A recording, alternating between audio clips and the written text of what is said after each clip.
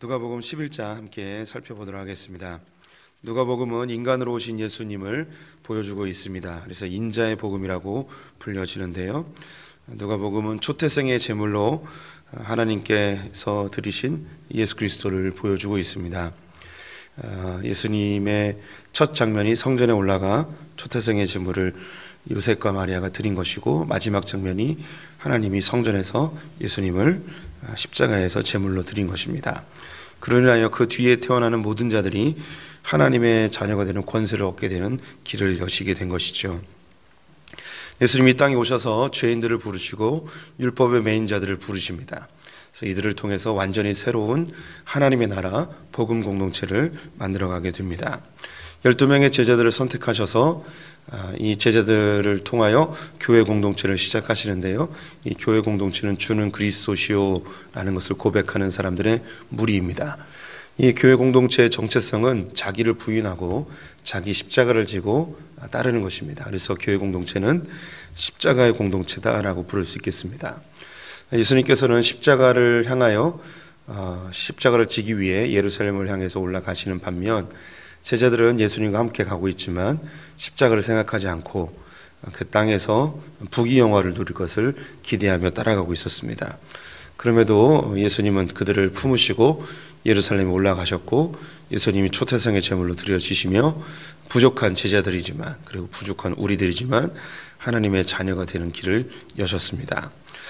더불어 교회 공동체는 복음을 증거하는 선교 공동체입니다.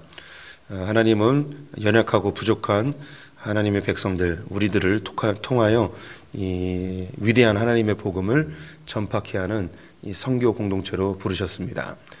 또한 어제 보았던 것이 교회는 사랑의 공동체, 섬김의 공동체입니다. 교회는 그 대상이 누구인가 관계없이 하나님의 사랑의 필요가 있는, 또 섬김의 필요가 있는 사람들에게는 하나님의 사랑을 증거하고 전달하는 사랑의 공동체입니다. 또한 우리가 모든 것을 다 할 수 없습니다.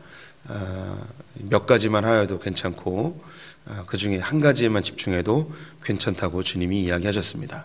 각 교회마다 자기의 부르신 그 지역과 또 그 상황에 맞추어서 하나님이 우리에게 분부하신 그 섬김의 그 영역을 충성스럽게 잘 감당하면 되는 것이죠. 오늘 또 11장에도 하나님의 나라 교회 공동체의 특징이 두 가지가 언급이 되어 있습니다. 첫 번째는 이 주기도문과 관계되어 있는 것인데요. 이 주기도문은 우리 교회 공동체의 아주 그 색깔을 드러내는 아주 명확한 이 기도이죠. 모든 종교들마다 기도를 다 하고 있습니다. 그리고 그 기도를 통해서 그 공동체의 색깔이 그대로 드러납니다. 가까운 종교인 불교도들은 마하바냐, 바라밀다 심경 이런 걸 외우면서 그 기도를 하고 있으면 저 공동체는 불교 공동체구나라는 것이 이제 금방 드러나겠죠. 이 당시에도 요한의 공동체는 요한이 알려준 기도가 있었습니다. 또 SNF나 쿰난 공동체나 또 바리새인들이나 그들이 각각 하고 있는 기도들이 있었습니다. 그 기도를 딱 들으면 저 사람들은 어느 공동체구나라는 걸 금방 알 수 있었죠. 그래서 예수님의 제자 중 한 명이 예수님에게 왜 우리에게는, 우리 공동체는 왜 기도가 없습니까? 라고 질문합니다. 그래서 우리에게도 기도를 알려주십시오. 그래서 예수님께서 예수를 따르는 공동체, 교회 공동체, 하나님 나라 공동체는 이런 기도를 하면 된다 하면서 알려주는 것이 주기도문입니다. 그래서 우리 성도님들이 이 교회에서 모임을 마칠 때 대부분 주기도문으로 마치죠. 이것은 누가 알려준 것도 아닌데 교회 전통으로 자리매김해 왔습니다. 아주 오래전부터 주기도문으로 예배를 폐하는, 그 모임을 폐하는 것은 이 교회의 중요한 전통이 되었습니다. 제가 방금 전에도 말씀드렸듯이 어떤 기도를 하느냐에 의해서 그 공동체의 색깔이 그대로 드러난다고 말씀을 드렸죠.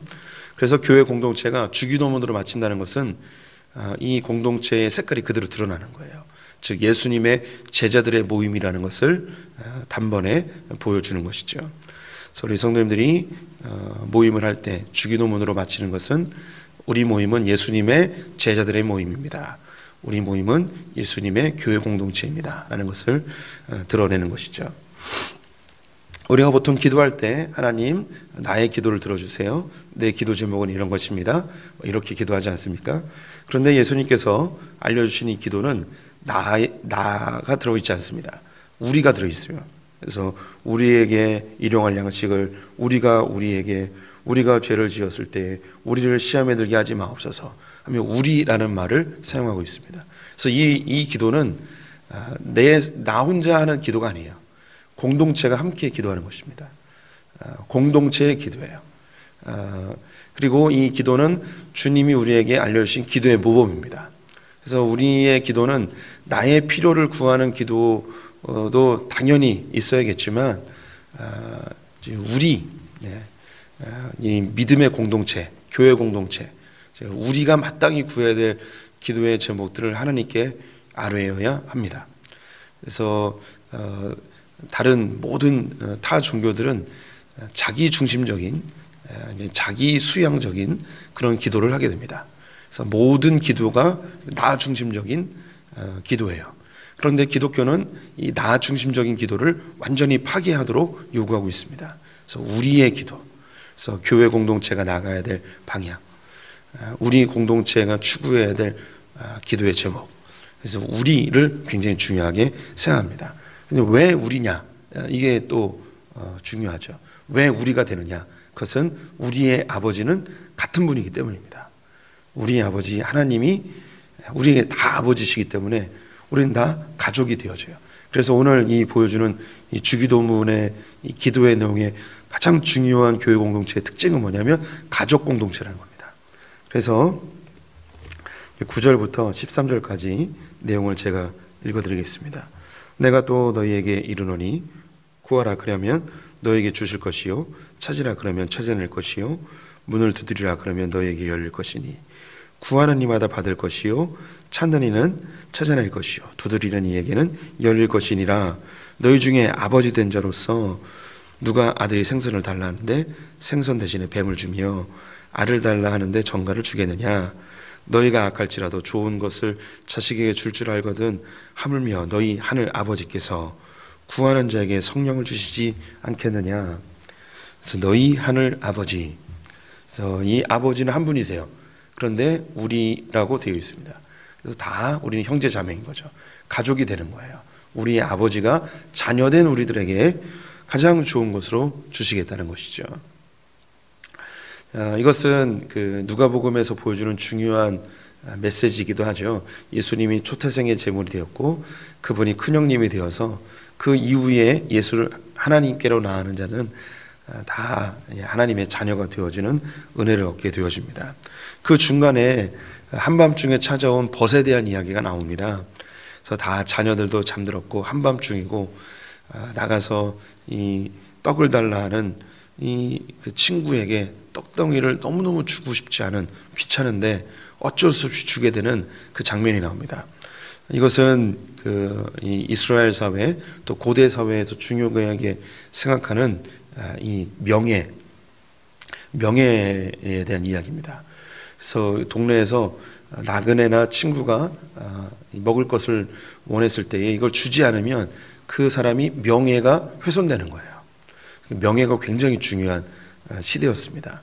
지금은 우리가 이제 실리를 주로 따지는데 명예보다도 이 법칙, 예의 뭐 이런 것을 따지는데 고대 사회는 이 명예가 굉장히 중요했습니다. 명예를 잃으면 다 잃어버리는 시대였던 것이죠. 그래서 명예 때문에 친구를 귀찮아도 도와줬습니다. 그런데 친구 사이의 명예보다 더 강력한 명예는 뭐냐면 아버지와 자녀의 명예예요. 그래서 아버지가 자기 가족을 챙기지 못하면 그 아버지는 엄청난 명예를 훼손당하는 것입니다. 반대로 자녀가 아버지에게 공경하지 않으면 그 자녀 역시 명예를 훼손당하는 시대였는데요. 여기서 아버지가 아들에게 좋은 것으로 줘야 되는 이유는 명예 때문입니다. 그래서 벗 사이에서도 명예를 소중하게 생각하는데 아버지가 그 자녀에게 그 명예를 얼마나 소중하게 생각하겠느냐. 아버지에게 자녀들이 찾고 구하고 두드리는데 왜 주시지 않겠느냐. 너희의 기도를 왜 들어주지 않겠느냐. 오늘 이 본문은 기도에 대한 이야기를 하는 것 같지만 더 중요한 것은 가족입니다. 아버지와 자녀들. 그래서 교회 공동체는 가족 공동체입니다. 그래서 하나님 아버지께 우리는 자녀된 권세를 가지고 아버지께 무엇이든지 구할 수 있습니다. 그러면 가장 좋은 것을 주시는데 그것이 뭐냐면 성령을 주시겠다는 거예요. 마태복음에서는 이 성령을 주시겠다는 이야기가 없어요. 그런데 누가복음에는 이것이 있습니다. 이것은 이방인들에게 쓰여진 성경이기 때문에 구체적으로 좀 더 자세하게 이방인들에게 설명해 줄 필요가 있습니다. 아버지와 아들 사이에서 줄 수 있는 제일 좋은 것, 그것이 이제 성령입니다. 우리 성도님들이 성령을 받았다는 것은 성령이 하는 가장 강력한 일은 뭐냐면요, 하나님과 우리 사이를 소통하게 하는 것입니다. 하나님하고 우리가 교제할 수 있게끔 하는 것이 성령이 하는 일이에요. 우리 성도님들이 기도할 때 하나님이 내 기도를 들으시는 그 느낌 있잖아요. 또 때로는 하나님 내게 말씀하시는 음성을 듣기도 하고, 또 나를 위로하기도 하고 힘을 주시기도 하고, 말씀을 들을 때 깨닫게도 하시고, 이런 일들이 성령님이 하시는 일이거든요. 그래서 이 성령이 우리 안에 오셔서 하나님과 우리 사이에 아버지와 아들됨을 강력하게 느끼게 해줍니다. 그 뒤에 나오는 것이 이제 바알세불 논쟁인데요. 한 말 못하는 귀신을 쫓아낼 때 여기에 그 유대인의 율법 학자들이 나와서 논쟁을 합니다.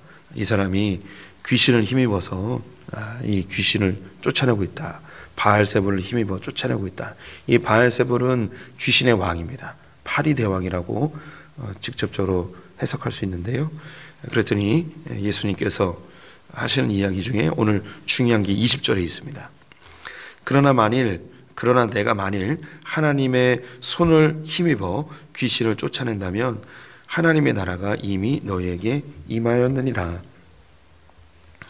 여기 하나님의 손을 힘입어 라는 말이 있는데요, 마태복음에서는 하나님의 성령을 힘입어 라고 되어 있습니다. 그래서 손과 성령을 같이 연결해서 이해해야 되는데요, 창세기 1장에 보면 하나님이 세상을 만드십니다. 그리고 이제 사람을 만드실 때에 하나님의 손으로 이제 빚으시는 장면이 있습니다. 그래서 하나님의 손은 창조하시는 손입니다. 창세기 1장에 하나님이 손으로 빚으시는데 하나님이 직접 손으로 만드신다는 개념보다는 하나님의 영이 운행하신다라는 1장 2절의 말씀도 있습니다. 그래서 이 하나님의 영, 성령님이 창조 사역을 직접 행하시는 것이죠. 그래서 직접 운행하시는 거예요. 그래서 여기서 이 하나님의 손을 힘입어라는 것은 하나님의 성령을 힘입어, 성령이 이 일을 해나가고 있다는 것이죠. 귀신을 쫓아내는 거예요. 하나님 나라가 임하게 되는 것입니다.